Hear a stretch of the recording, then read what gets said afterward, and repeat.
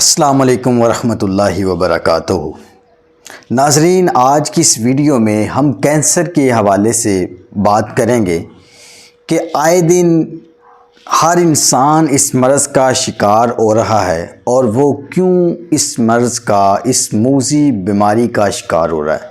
سب سے پہلے آپ اس انڈین ڈاکٹر کی ویڈیو سنیں۔ کینسر ہونے کی سب سے مین وجہ کیا ہے کسی کو نہیں معلوم۔ سب سے مین وجہ موت کینسر ہو رہا کیوں ہے؟ لیڈیز کو بھی ہو رہا موت کینسر۔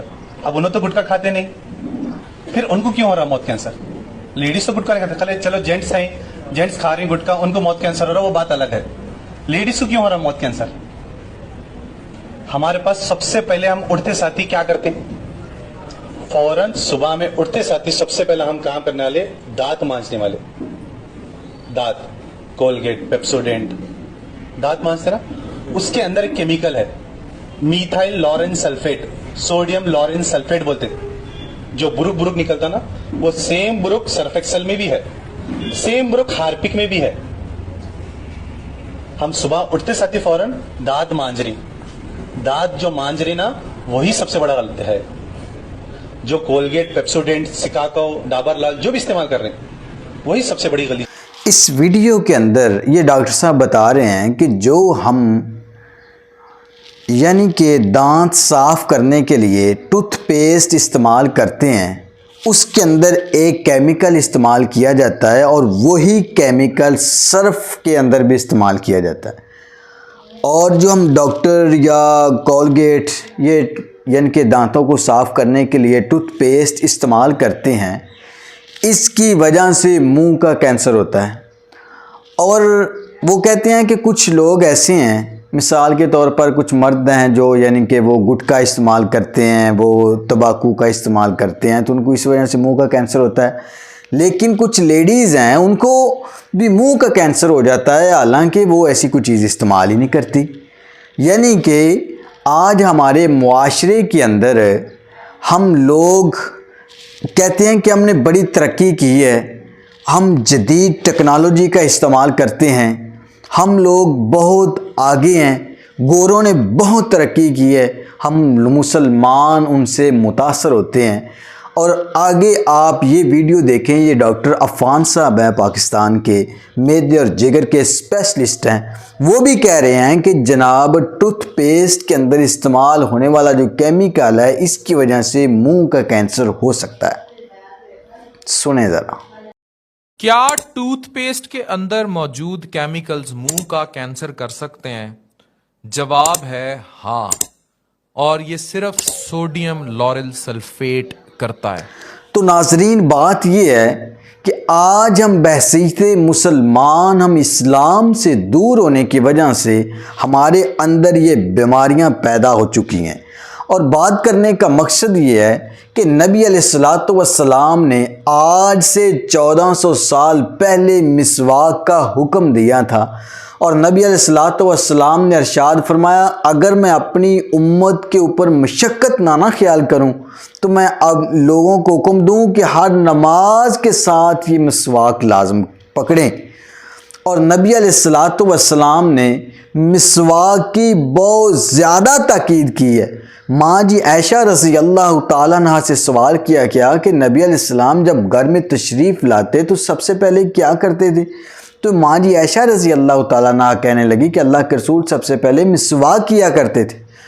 اور یہیں پر ہی بس نہیں ہے، نبی علیہ الصلوۃ والسلام رات تہجد کے وقت جب بھی اٹھتے تو نبی علیہ الصلوۃ والسلام مسواک کیا کرتے تھے۔ مسواک کرنا یہ ہمارے پیارے پیغمبر جناب محمد رسول اللہ صلی اللہ علیہ وآلہ وسلم کی سنت ہے۔ صحابی رسول بیان کرتا ہے کہ حضرت زید رضی اللہ تعالیٰ عنہ وہ اپنے ہمیشہ مسواک وہ اپنے پاس رکھتے تھے، جیسے یعنی کہ کوئی لکھنے والا کوئی قلم جو ہے وہ اپنے کان کے ساتھ لٹکا لیتا ہے، وہ جناب ایسے انہوں نے کان کے ساتھ مسواک لٹکائی ہوتی تھی۔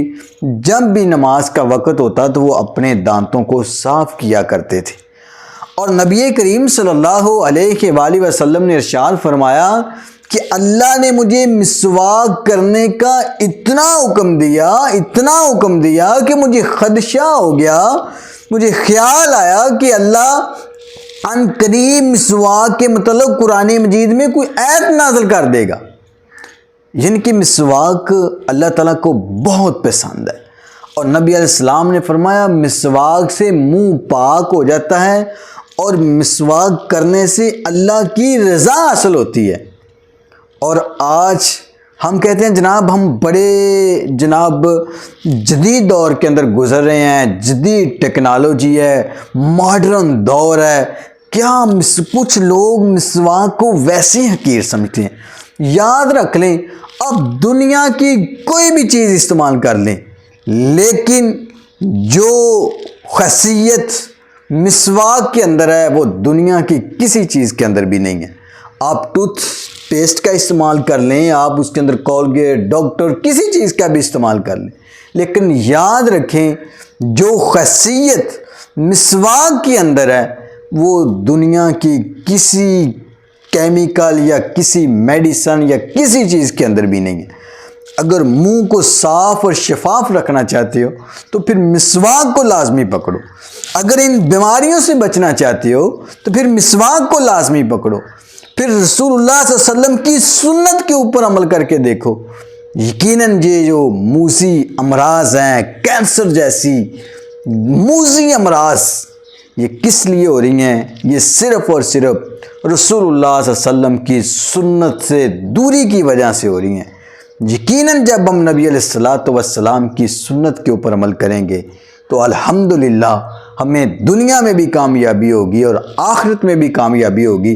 ایسے ہی ہمارے ایک بزرگ تھے، ان کی کافی زیادہ عمر تھی، تقریباً 100 سال کے قریب تھی، تو ان کے دانت وہ جناب بڑے سفید تھے۔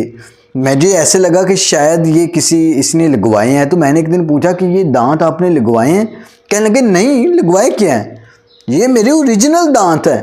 میں نے کہا اتنے صاف، کیا وجہ ہے؟ کہنے لگے ہر نماز کے ساتھ میں مسواک کرتا ہوں، کبھی ناغہ نہیں کیا، بلا ناغہ مسواک کرتا ہوں اور ہر نماز کے ساتھ کرتا ہوں۔